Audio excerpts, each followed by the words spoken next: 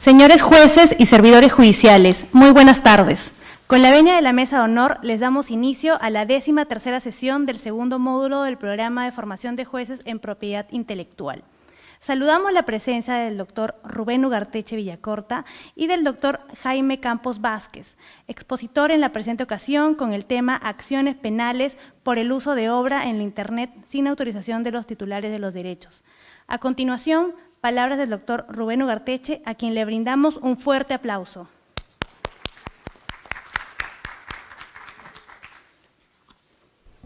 Muchas gracias. En primer lugar, saludar a los asistentes. Sabemos que están compensando las horas del feriado largo, entonces se integrarán los que vayan llegando.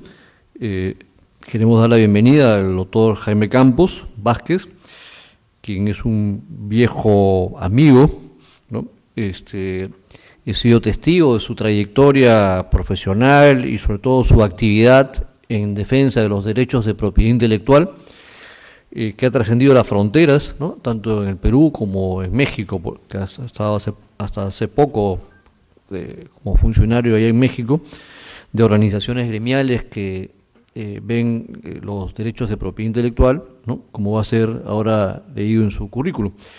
Queremos dar la bienvenida también a las cortes que están interconectadas, ¿no? Como la de Ancash, Apurímac, Cañete, Sullana, Ica, Ucayali y La Libertad, ¿no? Por el momento, porque sabemos que van a irse integrando también otras cortes. También queremos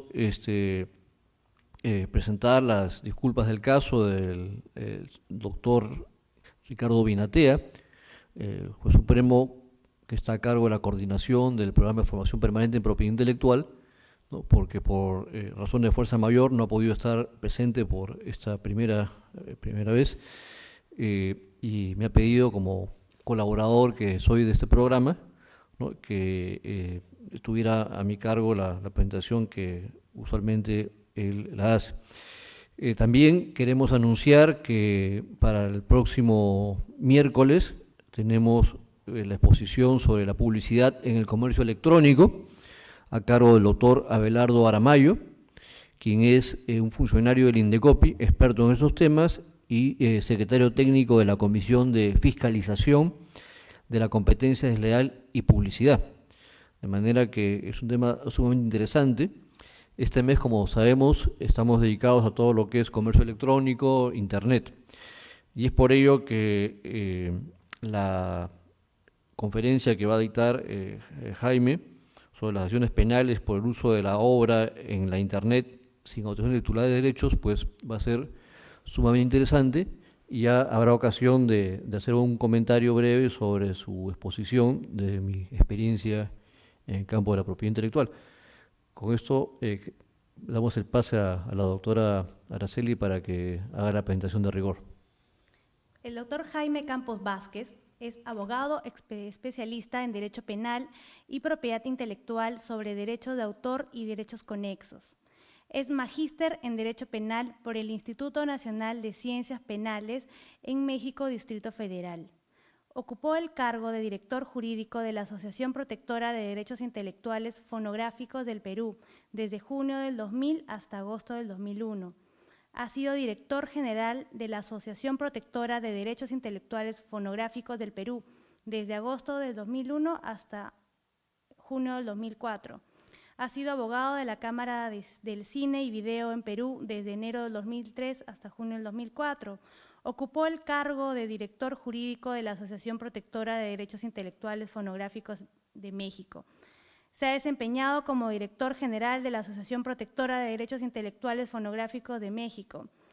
Ha sido consultor externo de la Sociedad de Autores y Compositores de México. Ha sido también asesor de inteligencia e investigaciones de la Federación Internacional de Productores de Fonogramas. Se desempeñó también como director general de la Asociación Protectora de Cine y Música de México, que representa a distintos productores de fonogramas como BMG Entertainment México, EMI Music México, Sony Music Entertainment México, Universal Music México, Warner Music México, entre otros, así como a todos los estudios de cine como son Disney Enterprise, Universal City Studios, Warner Bros., entre otros. Es ponente en diversos foros en la Cámara de Diputados y Senadores de México, referentes a temas de propiedad intelectual y las nuevas tecnologías. Es ponente en diversos eventos académicos organizados por instituciones públicas y privadas de México, principalmente la Procuraduría General de la República, el Instituto Nacional de Derechos de Autor y el Instituto Mexicano de Propiedad Industrial de México. Es participante en diversos congresos, seminarios y cursos, principalmente de propiedad intelectual y derecho penal. Sin más preámbulos, damos inicio a la disertación del expositor, a quien recibimos con un fuerte aplauso. Solamente para añadir que lo más importante ha sido también hace un poco más de una década asistente judicial de la Corte Suprema de Justicia de Perú, ¿no?, en la Sala de Familia, Sala de Terrorismo, ¿no?, ya hace un poco más de una década. Muchas gracias, Rubén. Doctora, muchas gracias por la presentación. Para mí es un gusto volver a la tierra, a mi país, y tener el primer encuentro público en esta mi ex casa del Poder Judicial. Créame que es una tremenda satisfacción. Me han encargado conversar con ustedes sobre la protección del derecho de autor y el derecho conexo en las nuevas tecnologías, principalmente en la Internet. La industria de la Internet realmente es un gigante hoy por hoy. No se contrapone con los titulares de los derechos. Me estoy refiriendo a los autores y a los productores, que son titulares de los derechos conexos. Ambos sectores más bien se complementan. ¿Por qué decimos esto? Primero, porque algunos proveedores de servicios de Internet, hoy por hoy, también son proveedores de contenido. El ejemplo más claro es Cablevisión en México. Telefónica anda en ese camino en Perú. ¿Qué va a ocurrir cuando tengamos un ancho de banda, un servicio de ancho de banda que llegue a 20-25 megabytes? Lo atractivo para el usuario, para retener al usuario, al cliente de ese proveedor de servicio de Internet, va a ser sinceramente el contenido. Pero frente a este escenario de complementariedad de los dos sectores, se han generado un sinnúmero de discusiones, porque algunos no lo entienden así. Estas discusiones se han basado esencialmente a tener dos posturas totalmente antagónicas. Por un lado, los proveedores de servicios de Internet sostienen que la Internet tiene que estar basado en la neutralidad de la red. Sostienen además que regular el Internet implicaría atentar contra el derecho a la información del usuario. Sostienen además que al regular el Internet estaríamos violando un derecho fundamental de la intimidad del usuario, etcétera, etcétera. Esta postura sin duda no la comparte los titulares de los derechos. En función de estas discusiones se han generado en el mundo varios proyectos de ley que hoy realmente son ley. Los ejemplos más claros es la ley Hadopi en Francia, Cindy en España. En Chile tenemos una ley aprobada ya para los proveedores de servicios de Internet, para la Internet, que no hemos sido capaces de medir su efectividad. No sé hasta cuánto está funcionando en Chile esta ley que está vigente. Los tratados en discusión, uno que se quedó en el aire, que es el ACTA, Perú no era negociador de este tratado, que traía todo un capítulo de propiedad intelectual, principalmente referente a la piratería por Internet, a la colisión, a la violación de los derechos en la Internet. Hoy por hoy, lo que se viene discutiendo es el TPP o Asia-Pacífico, en el cual Perú es parte o es negociador de este tratado. El capítulo más importante de este tratado, entre otros obviamente, además de acciones civiles, acciones penales, medidas en frontera, es la piratería digital.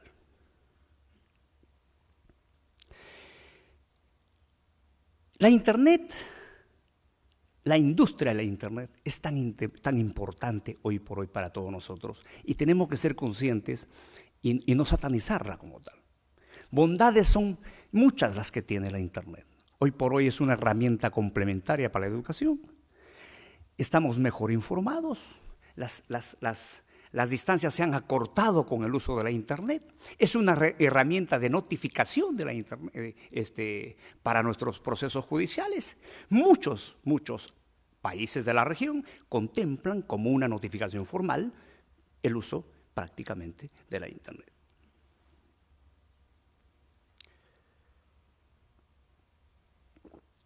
Dicho esto, no significa que toda la información que transita por la Internet sea susceptible de libre uso. Hay alguna información que seguramente no es autorizada por el titular del derecho. Consecuentemente, esta información no es libre no es susceptible de ser usada libremente. Y los servicios que se presentan en la Internet como consecuencia de esta gama, de este sinnúmero de información o archivos que transitan por la red, son diversos. ¿Cuáles son esos servicios que encontramos en la Internet? El peer-to-peer o punto a punto son sistemas que nos permiten intercambiar archivos, algunos lícitos y otros ilícitos. Cyberlocal links, los ejemplos son claros: ForShare, RapidShare, Badongo, etc. Foros, blogs, pero los más significativos son hoy por hoy los BitTorrent, que es el caso que he traído para discutir esta noche. Entonces, todos estos servicios que brinda y estas bondades que brinda la Internet, alguna información que se utiliza de manera ilícita caerá dentro de las acciones civiles, otras dentro de las acciones administrativas y otras dentro de las acciones penales. Todos los países de la región, todos los códigos penales de la región, contemplan la figura delictiva del uso, de reproducción, de almacenamiento, distribución de la obra con fines de comercialización, el requisito sine qua non para que la conducta sea penada, tal como contempla la ley. Ahora bien, cuando nosotros presentamos entonces denuncia penal de este caso de Monoy.com, encontramos un escenario idóneo para poder generar un caso en la Internet con una acción penal. ¿En qué consiste este caso?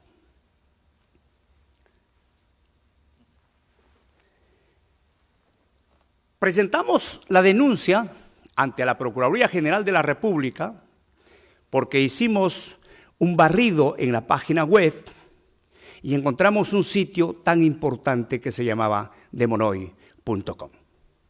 Pero una vez que presentamos la denuncia, recogida todos los elementos probatorios, llámese estos: inspección ministerial, llámese descarga de la obra sin autorización, haciendo el pago correspondiente a través de los servicios de pago mediante la Internet, PayPal y AlertPay, encontramos que al momento de solicitar el cateo, oh sorpresa, ya no se podía accesar al sitio desde México.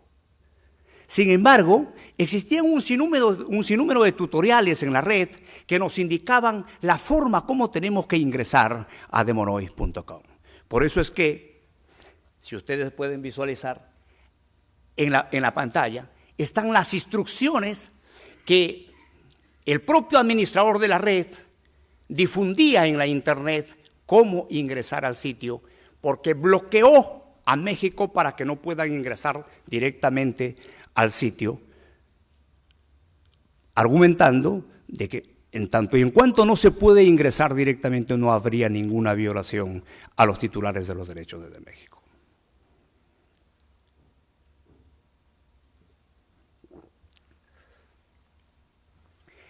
Esos tutoriales nos indicaban de que para ingresar al sitio teníamos que utilizar un proxy. El proxy es una herramienta que desbloquea la posibilidad de ingresar al sitio utilizando el proxy. Como ven, en la caja de diálogo se digita el nombre de demonoid.com, le damos clic en el proxy y oh sorpresa, ahí está demonoid.com.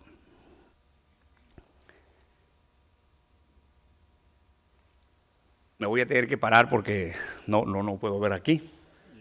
Sí, es mejor aquí. Sí, mejor aquí. ¿Se me escucha, no? Ok.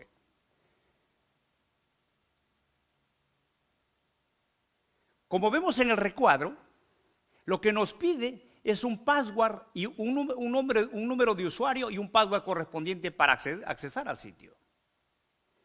Una vez que se da de alta el usuario en el sitio, ingresa fácilmente sin ningún inconveniente. Entonces, ¿cómo opera el sitio? Para tener una clara visión de cómo está operando este sitio y la importancia que nos llevó a presentar una denuncia penal en representación de los titulares de los derechos.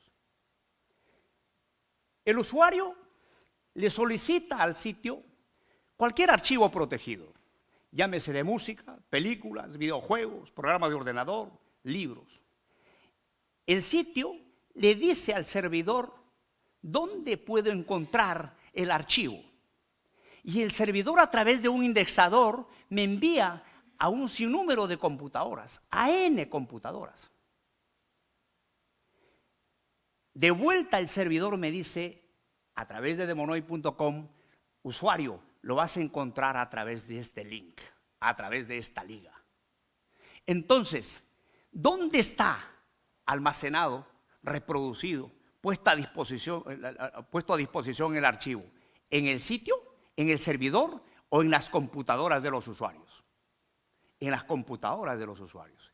Pero ¿cuál es la responsabilidad que tiene el sitio como tal? Es el medio indispensable para que este usuario pueda poner su carpeta a disposición de cualquier otro usuario que solicite el archivo protegido. Entonces, habrá un acto de reproducción con fines de comercialización de la obra o de un fonograma o de un programa de ordenador aquí. No. La denuncia se basaba entonces en el uso de obra sin autorización del titular de derecho, que creo que es una figura delictiva que también Perú lo contempla. Entradas al sitio y tenemos un menú de opciones. Música, películas, libros y ta. Todo el contenido que el usuario quiere, encontramos en el sitio. ¿En qué países tenía presencia el sitio? Miren nada más. Todos los países, absolutamente todos, con un ranking de cada país. Y esto es una herramienta muy simple que lo vemos a través de Alexa, que podemos medir la importancia de conexión o presencia del sitio en cada país. En el caso, por ejemplo, de Estados Unidos, ocupaba el número 284 y así sucesivamente. Ingresando al sitio, nos damos cuenta que el sitio nada menos contaba con 14 millones y fracción de usuarios. 14 millones y fracción de usuarios debidamente registrados. Estamos hablando, estimados amigos y colegas, estamos hablando del segundo sitio más grande del mundo. El primer sitio es Pirate Bay, el segundo sitio demonoid.com, el tercer sitio es Megaupload, que también fue ejecutado por las autoridades estadounidenses en colaboración con otro país.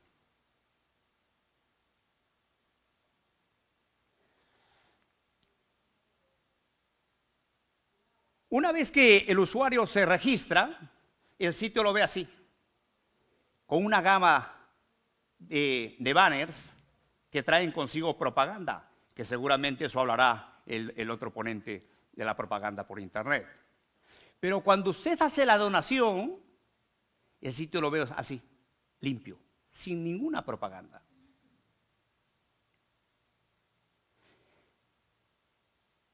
Este es entonces para registrarse. se efectúa la donación? A través de una tarjeta de crédito. Efectuada la donación, a través de la tarjeta de crédito, que oscila entre 5 a 500 dólares, el descuento o el monto correspondiente en la tarjeta de crédito viene mensualmente cargado a su tarjeta de crédito. Entonces, ¿estamos frente a un caso de donación o estamos frente a un caso de suscripción o pago para acceder al sitio para descargar contenido? Una vez que hemos hecho la donación, a través de este medio de pago que es Alertpay, nos envía un correo electrónico a Alertpay. Pero, oh sorpresa, no solamente al usuario que hizo el pago correspondiente, sino también al administrador del sitio. Este es el correo electrónico de Alertpay, que recibió el pago, que recibió la donación, que en este caso en particular, el usuario lo denominó donación para efecto de darle la vuelta a la ley.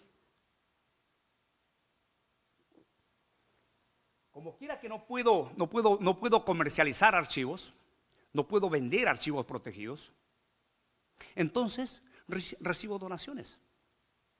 Y esas donaciones son aparentemente voluntarias, pero cuando efectúo la primera donación, viene la carga a la tarjeta de crédito mensualmente. Pido el archivo y lo que veo es este. Este es el contenido que voy a descargar.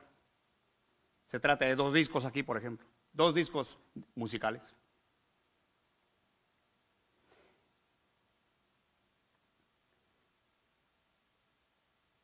Además, me dice, una vez que ubico el archivo, me dice cuántas personas tienen el archivo y en qué proporción.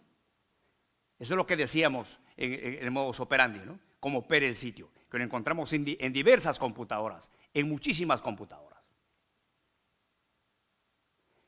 Empiezo la descarga del archivo y termino el archivo. Como son pedacitos de contenido que lo descargo de diferentes computadoras, en mi computadora voy a tener el archivo armadito para ser usado y para ser reproducido sin ningún inconveniente.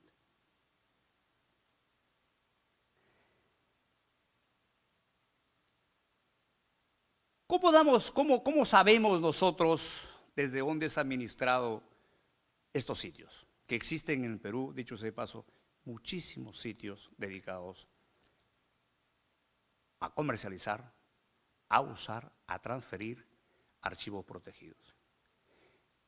Existen muchísimas herramientas, una de ellas es Domain Tools, que nos identifica a dónde corresponde el número de IP.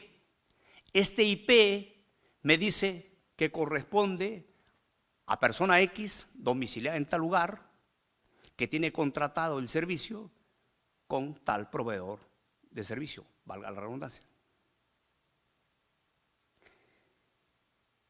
Una vez que tenemos todos los datos, que significa dónde está ubicado el administrador del sitio, qué tipo de contenido está distribuyendo, está poniendo a disposición, cómo se beneficia económicamente el administrador del sitio, cuánta cantidad de usuarios tiene el sitio, qué importancia tiene el sitio en la Internet.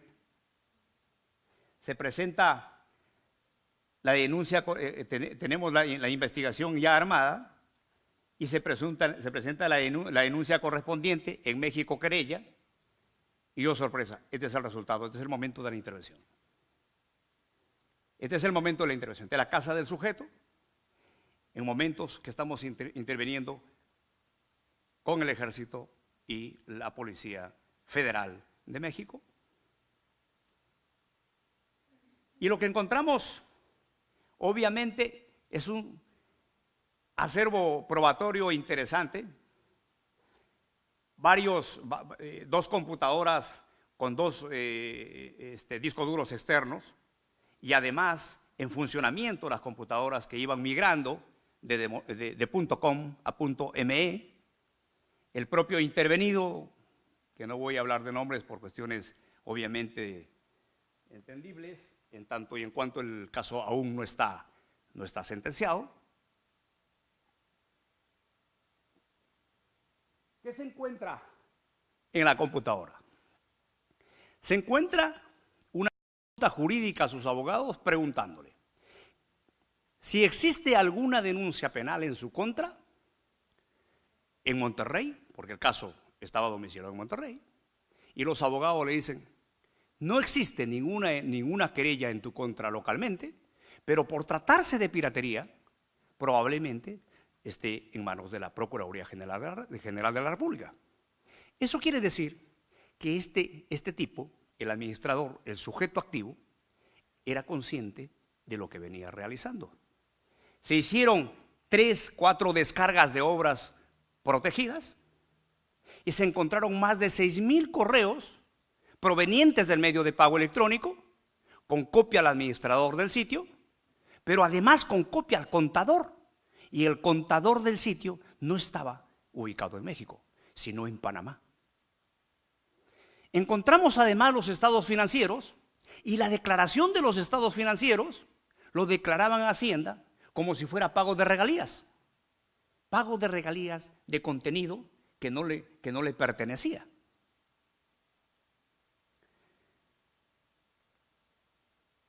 Entonces, el caso es interesante porque tenemos involucrados a 3 países.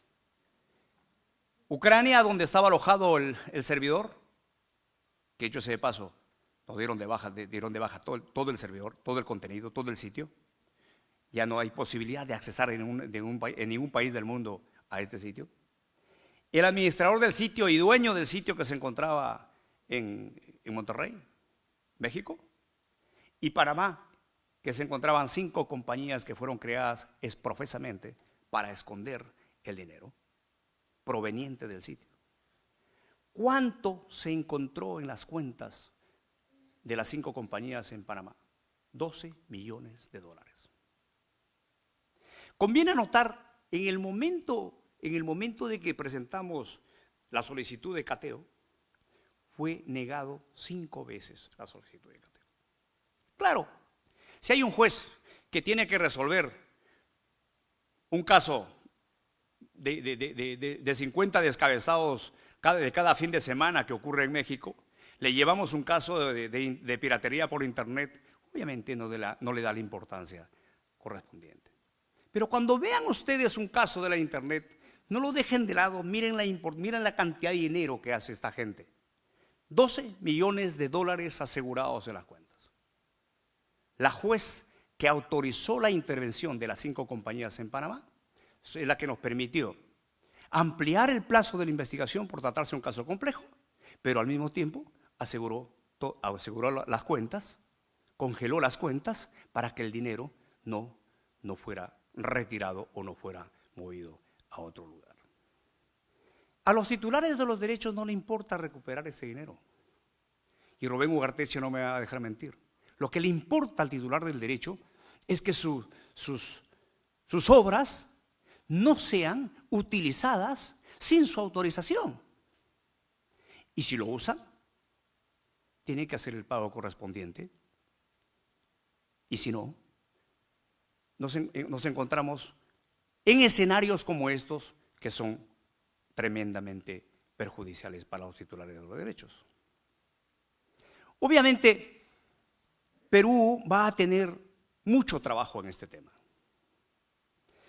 Hoy por hoy, todos los sitios que estaban escondiendo las obras en la región, principalmente México, se trasladaron a Perú. Las grabaciones en las salas de cine, para subir a un servidor FTP y distribuirlo al mundo, por eso que encontramos una película antes del estreno, o que no fue estrenada en un país, lo encontramos precisamente como consecuencia de esa acción, de las grabaciones en las salas de cine, subidas a un servidor FTP y distribuidas al mundo entero. ¿Desde dónde están saliendo las grabaciones? Desde Perú.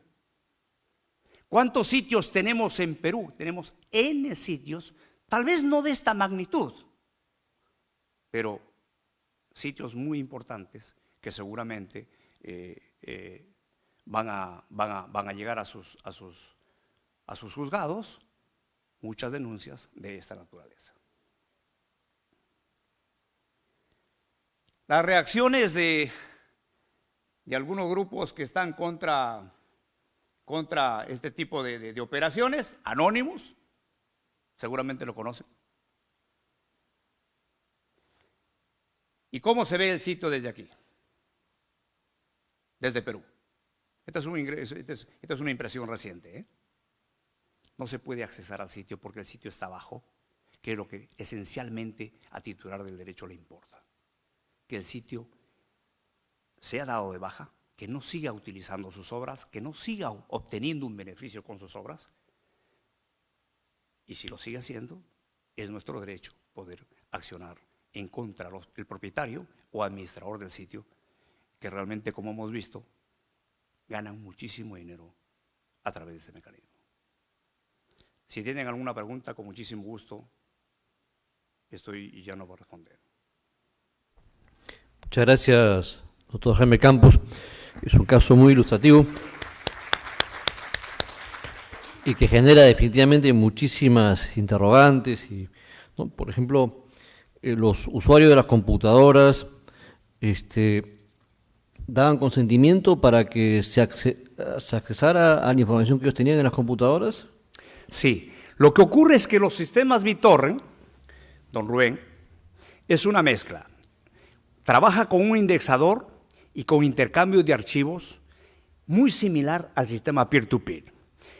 Entonces, cuando utilizas ese sistema, tú almacenas el archivo en una carpeta que lo compartes con otro usuario. Entonces, prácticamente estás autorizando como usuario para que ingrese a esa carpeta que estás compartiendo el contenido un tercero que no conoces. Así es. El tema de Internet, pues, ha democratizado el acceso a la cultura sin lugar a duda, ¿no? Hoy en día, cualquiera que porte un smartphone, ¿no?, tiene la posibilidad de conectarse a Internet, ¿no? Inclusive hay acceso gratis en los sitios donde hay Wi-Fi abierta, pero hay todo un movimiento en el Perú, como en otros países, así como en los años 70, ¿no?, era el amor libre, ¿no?, droga libre, consumo de droga, también, ¿no?, Internet libre. Por supuesto que el acceso a Internet debe ser libre, pero no quiere decir que el uso del Internet sea un tema de libertinaje, ¿no? Es como la venta de armas, ¿no? No es que el Internet sea un arma, pero hay una regulación, ¿no? En Estados Unidos es hasta un derecho constitucional, ¿no? Hay un tema ahí de debate sobre el portar armas.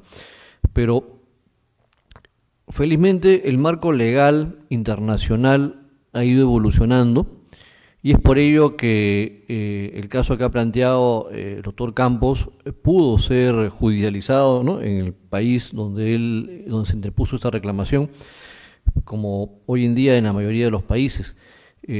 Básicamente hay dos tratados, ¿no?, que regulan este tema, es decir, el uso de los derechos de propiedad intelectual en el Internet, que es conocidos como el Tratado de la OMPI de Derecho de Autor, TODA, con sus siglas, o también en inglés las siglas WCT, y el Tratado de la OMPI sobre Interpretación, Ejecución y Fonograma, que cubre todo el aspecto de los derechos conexos, también vinculado a los derechos de los productores fonográficos, ¿no?, de los organismos de radiodifusión, el uso de sus producciones, en este caso, a través del Internet. El Perú participó muy activamente en la gesta de estos derechos, ¿no? Yo personalmente, inclusive en los comités de expertos y en la conferencia diplomática que aprobó estos tratados allá en el año 96. Recientemente se ha aprobado también en la conferencia de Beijing, que aquí ya vinieron a exponer quien fuera director general adjunto de la OMPI, el doctor Mijail Fichter, sobre el Tratado de Beijing, y que aprueba los derechos de los artistas del audiovisual a través del Internet, porque ya estaban regulados los derechos de los artistas de la música. El Perú, su legislación a nivel interna, tanto la edición andina 351, norma supranacional, como la legislación peruana, el decreto legislativo 822, que reforma a su vez el Código Penal, también contempla, ¿no?, hasta penas hasta de 8 años de prisión, con regulación desde 4 años. Lo único que sí, en el tema penal, ¿no?, el ánimo de lucro no es un elemento constitutivo. Es decir, los delitos contra los derechos de autor, ¿no?, la condición es que exista dolo, pero no necesariamente lucro. El lucro es un agravante, no es un elemento constitutivo, ¿no? Es decir, existe infracción así no haya un ánimo lucrativo, ¿no? En este caso, pues, el tema de, vemos lo que hemos estado justamente comentando en muchas de las sesiones anteriores, que ya perdimos la batalla analógica. Como decía Nicolás Negroponte, la mayoría de las legislaciones fueron dadas para un mundo de átomos y no de bytes, ¿no? Hoy en día, bueno, la legislación peruana sí se ha adaptado, y más bien, ¿qué hacemos persiguiendo? No digo que no lo haya que hacerlo, ¿no? Se hace todos los días, pero a alguien que vende discos reproducidos sin autorización en las calles, o aquí nomás al costado, en Polos Azules, como en cualquier otro mercadillo a lo largo de todo el Perú, y que en cada disco hay 10, 20 canciones, ¿no?, y se le incauta y se le vuelve a incautar, pero sin embargo estos sitios pues tienen 14 millones de clientes, ¿no?, de usuarios, y que cada quien pues ha vendido, ¿no?, ha usado una cantidad de obras. Efectivamente, ¿quién necesita ya ir a comprar piratería, ¿no?, en los diferentes lugares donde la abastecen,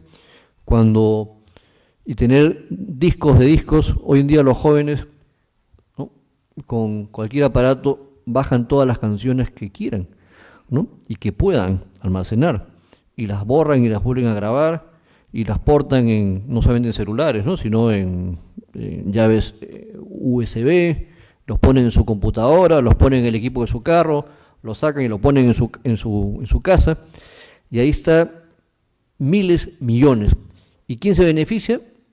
No digo perseguir al que hace y baja, sino el que pone a disposición, ¿no?, esas obras, esos fonogramas, esas películas.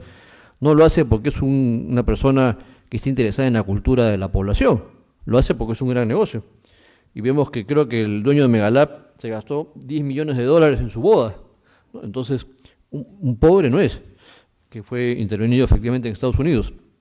De modo que aquí estamos hablando de muchos millones de dólares de obtenidas ilícitamente, donde los autores pues no perciben, ¿no? Se han hecho muchos esfuerzos, la Sociedad de Autores Musicales ha hecho un convenio con YouTube, con Google, ¿no?, y se está percibiendo ya derechos en caso de los autores de la música a través del Internet, ¿no? Son pocos los ingresos que se obtienen, ¿no?, con las visitas a YouTube, pero por lo menos se está regularizando eso. Y ahí hasta la famosa agüita de coco, ¿no?, ha recibido regalías, aunque no sea una obra como tal. De modo que ahí no se aprecia el tema de la calidad, sino simplemente el uso que se hace de esa producción fonográfica, de ese video, ¿no? De modo pues que aquí el balance entre el mundo analógico y el mundo digital es claro, ¿no? La tecnología ha creado todo este mundo de utilización en la nube, en Internet, pero también la tecnología nos da herramientas para poder detectar estos usos ilícitos, felizmente. Y efectivamente, aquí en el Perú, como en todos los países del mundo, hay gente que piensa que es un negocio, ¿no?, fácil poner una página web, subir películas, libros, canciones, y todo aquel que entra a esa página web a visitar, ¿no?, y bajar todas esas creaciones intelectuales, pues se beneficia. ¿Y en qué se beneficia el que ha puesto esa disposición? La publicidad, ¿no?, o en todo caso el link que redireccionan, ¿no?, los metatags, es decir, las palabritas que uno utiliza para redireccionar, ¿no?, estudios de abogados, empresas, para que haya más gente que pueda ir a sus páginas. La ley peruana dice que es responsable solidario de la infracción todo aquel que dé facilidades para la comisión del ilícito, ¿no?, de manera que todos los que participan en esa cadena hay un grado de responsabilidad. Todavía no tenemos muchos casos aquí en Perú, ¿no? Sobre el tema, pero definitivamente van a llegar probablemente, ¿no? a los juzgados. Por ello que nuevamente celebramos la presentación de este caso y este tema que ha traído Jaime Campos, cuya experiencia es innegable. Él ha venido a Perú luego de haber tenido toda una trayectoria exitosa en México, ¿no? Y que justamente fue captado en México por la experiencia que también tuvo aquí en el Perú en la lucha contra la piratería, colaborando con el Indecopi en la cruzada antipirata, con los cinemas, con las empresas productoras fonográficas y con las empresas titulares de los derechos audiovisuales. Hoy en día está aquí en Perú, ¿no? Lo tenemos a disposición y también ya entre poco va a ejercer una actividad nueva relacionada con la propiedad intelectual, colaborando con los productores audiovisuales, ¿no? Con la entidad de gestión colectiva que se llama Ejeda Perú, ¿no? Que ya ustedes han también tenido exposiciones, ¿no? de personas vinculadas a Ejeda, que es la entidad internacional, sin el añadido de Perú. Bueno, son los comentarios que yo quería hacer, pero si hay alguna pregunta en la sala o en las cortes conectadas, como la de Ancash, Apurímac, Cañete, Sullana, Ica, Ucayali o La Libertad, ¿no? Con mucho gusto absolveremos las inquietudes. Solamente, Rubén, una anotación.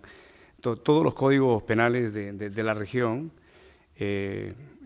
contemplan como un requisito constitutivo del tipo los fines de comercialización o la especulación comercial, como se llama en México. Es cierto lo que dice es que obviamente un elemento esencial es el dolo, pero sí requieres para que constituya un delito los fines de comercialización o la especulación comercial.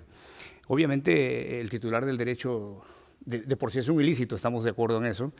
Creo que en eso estamos de acuerdo. Y tienes toda la posibilidad de promover una acción civil, una administrativa o una penal, pero en mi experiencia lo que mejor resultado nos ha dado son las acciones penales. Yo me fui dejando en Perú más o menos como 250 sentencias condenatorias anualmente, y continúan las acciones de oficio, y he revisado los reportes de la Asociación Protectora de Derechos Intelectuales Fonográficos. Continúan, tenemos un número significativo de procesos por piratería. Lo que ocurre es que nosotros siempre estamos acostumbrados a ver el producto físico, como decía Rubén, el mundo analógico. Ok, aquí está el producto reproducido ilícitamente, esto es un elemento probatorio y lo adjunto a mi denuncia. Pero cuando llevamos un caso de Internet, nos cuesta realmente entenderlo. No porque sea extremadamente complejo, sino porque no estamos acostumbrados, no estamos familiarizados con esto, con este tipo de casos. Kim Doctor, por ejemplo, de Megaupload, desde el arresto domiciliario, hoy por hoy, está generando un nuevo sitio que se llama Mega. Y ya no va usted, titular del derecho, ya no va a poder accesar a Mega y descargar el archivo para presentarlo como prueba, porque todos esos archivos están encriptados. Y solamente podrá tener acceso a desencriptar ese archivo aquel usuario que el administrador lo autoriza. Entonces cada vez se está complicando el asunto. Y no vamos a tener un servidor como en el caso de Demonoid.com, que estuvo en Ucrania, que hecho sea de paso en Ucrania no hay ley de propiedad intelectual, pero pese a eso, a través de las asistencias jurídicas internacionales, fuimos capaces de lograr la desactivación del sitio. Lo que ahora vamos a tener es un espacio en la nube. Allí voy a tener Mega, tiene un espacio en la nube significativo y todos sus archivos son encriptados. Imagínense nada más un caso judicializado, que judicialicemos pues un caso de esa naturaleza. Es por demás interesante. Pero el delito que más huella deja es el delito a través de la Internet. Déjenme decirles. Encontramos un sinnúmero de elementos probatorios. O sea, aquella gente que cree que escondiéndose en la internet o escondiéndose en las redes sociales, que comete un delito, está exento de cualquier responsabilidad, eso es una falacia, ¿eh? Es una falacia.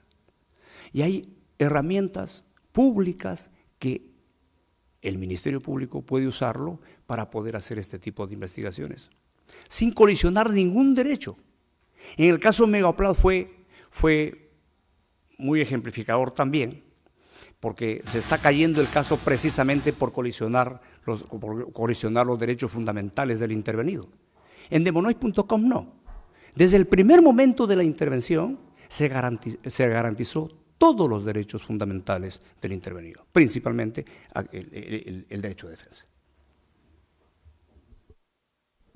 Bueno, no sé si hay alguna... sí, por favor, si pueden alcanzar el micro. Definitivamente, mientras alcanzan el micro, es cierto que no hay crimen perfecto y más aún con el Internet. Y eso lo veo yo en las clases que dicto en diferentes universidades de propiedad intelectual, que siempre digo que permito cualquier cosa en mis clases de derecho de autor, pero menos que plagien en el curso. Y ya tengo temor a veces de pedir monografías o de investigación porque muchas personas pues cortan y pegan, ¿no?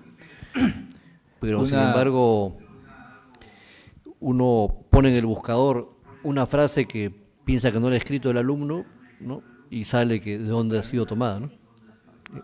Entonces Internet, si bien permite que gente corte y pegue, también permite que uno descubra el acto poco ético, ¿no? Por decirlo lo menos.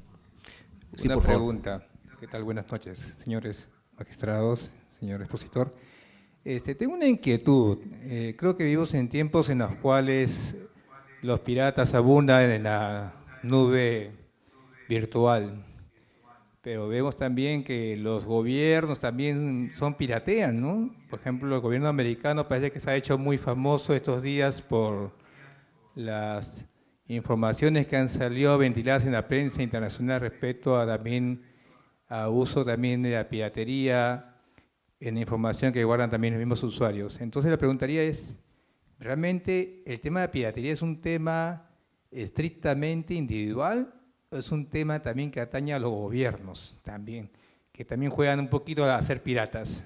No sé si esa inquietud sería materia de un debate en el que el futuro, digamos, de la humanidad se va a debatir no en temas de guerras convencionales, sino en temas relacionados con unas guerras virtuales, ¿no? En la cual, digamos, la lucha también por el poder económico, el acceso a la información ya de carácter virtual va a ser un campo de batalla en el cual el futuro de la humanidad se va a definir, ¿no? Y este tema, digamos, de la música, ¿no? De los archivos o creaciones de la mente humana, hasta qué punto se van a volver libres y hasta qué punto van a ser va a ser patrimonio de la humanidad, ¿no? O va a implicar un costo en el cual pues, se va a exigir que esos costos de los que formalmente venden su producto tengan que bajarlos, ¿no? Porque de alguna manera parece que también hay una necesidad de mercado que exige que estos productos que están dentro del mercado legalmente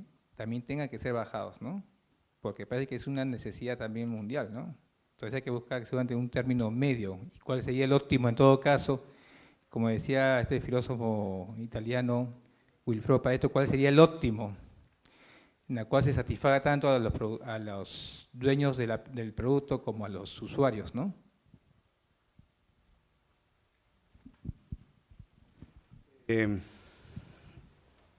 A ver. Sí, fíjese,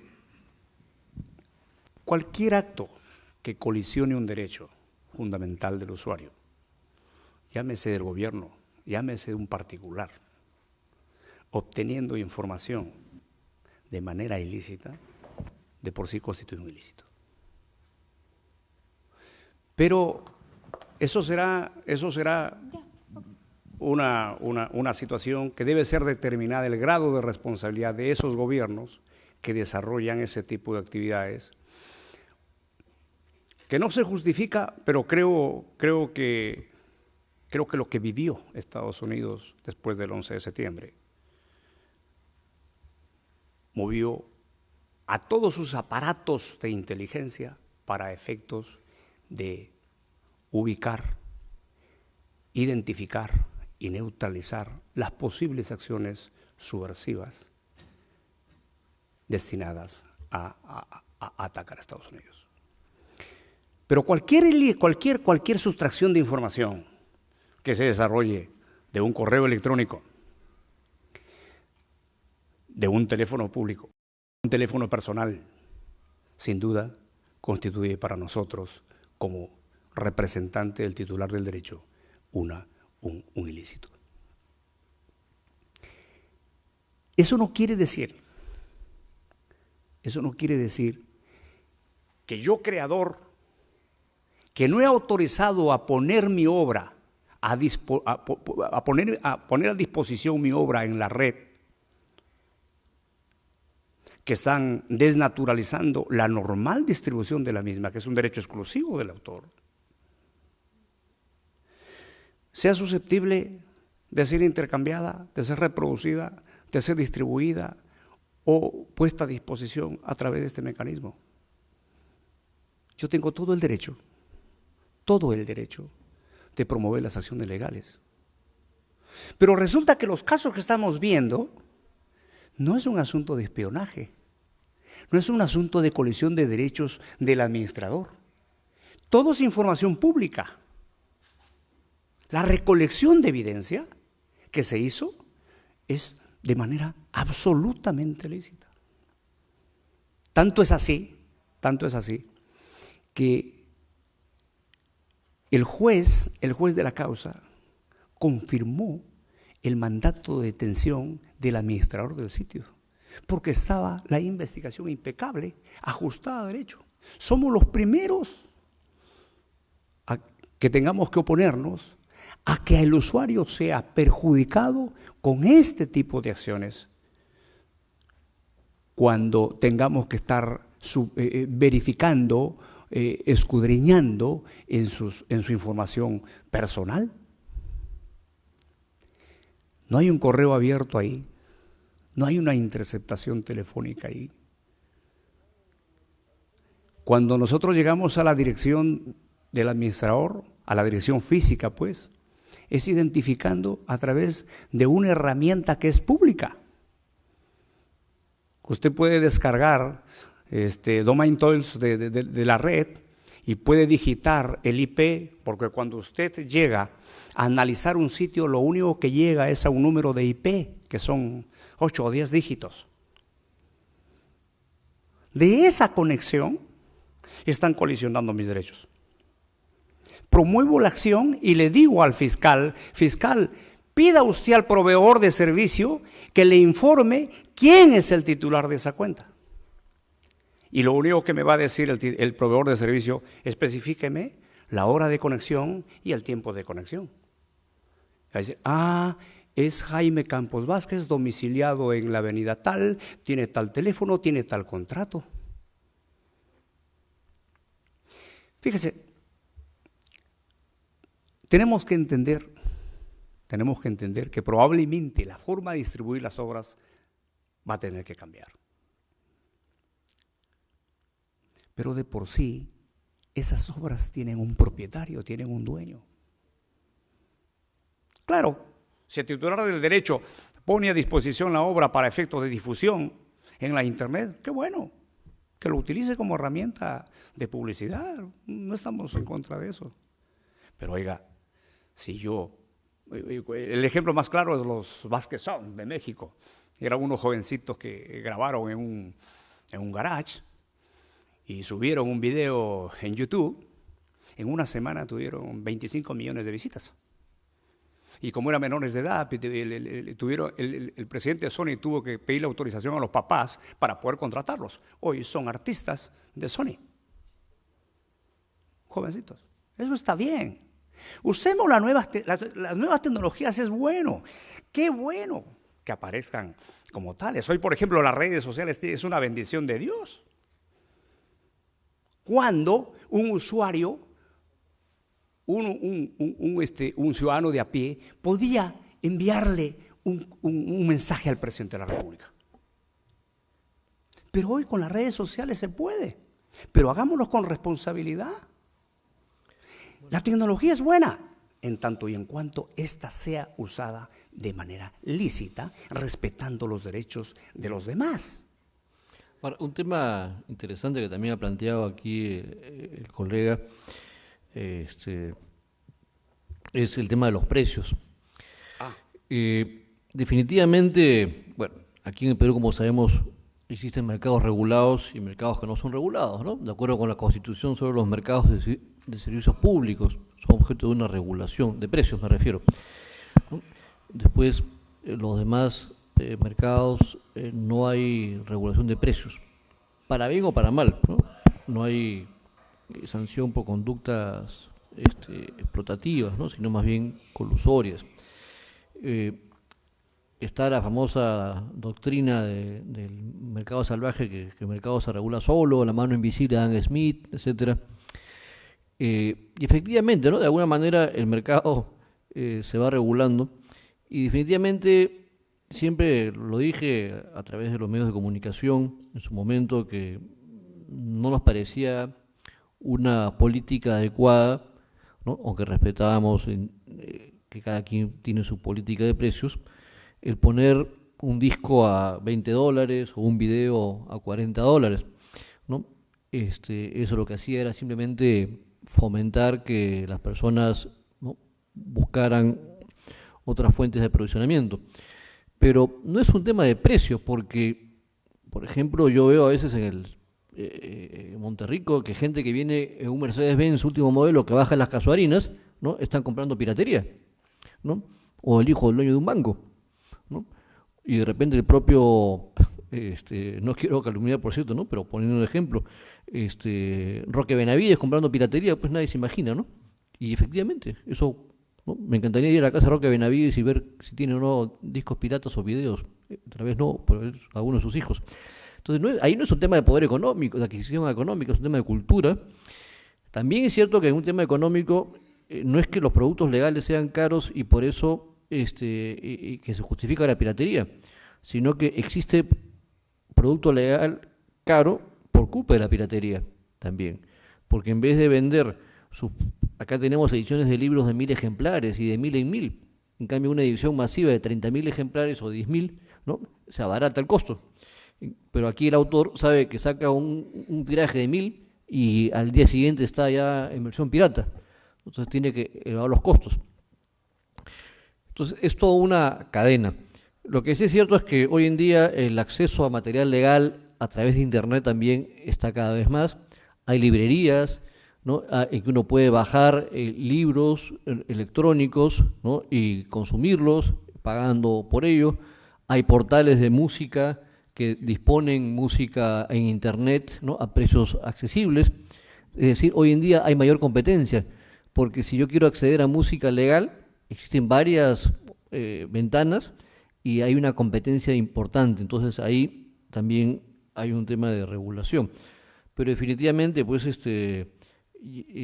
también es cierto el tema del estado delincuente que ha sido planteado acá, ¿no? Definitivamente, hasta ahora una gran parte del software, por ejemplo, ilícito, está en el Estado.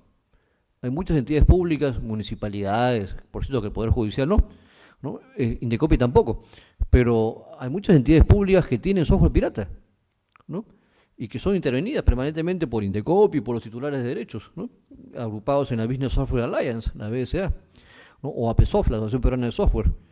Entonces, ¿con qué cara el Estado sale a reprimir cuando el propio Estado todavía no se ha legalizado?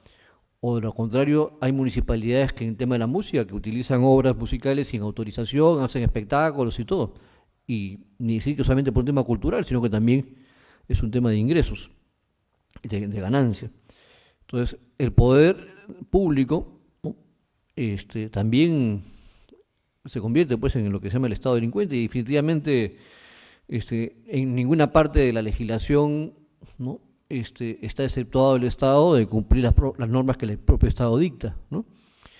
Y es un tema simplemente no de leyes, sino de la aplicación de las mismas y de una cultura, ¿no? Bueno, no sé si tiene alguna otra inquietud. De lo contrario, estaríamos agradeciendo nuevamente con un fuerte aplauso al doctor Jaime Campos, ¿no? Y nuevamente anunciamos que para la próxima semana tendremos el tema sobre la publicidad y el comercio electrónico, ¿no? A cargo del secretario técnico de la Comisión de Competencia Desleal y Publicidad del INDECOPI, que es un experto en la materia. Muchas gracias nuevamente por su asistencia y nos estamos viendo con el doctor Ricardo Binatea el próximo miércoles.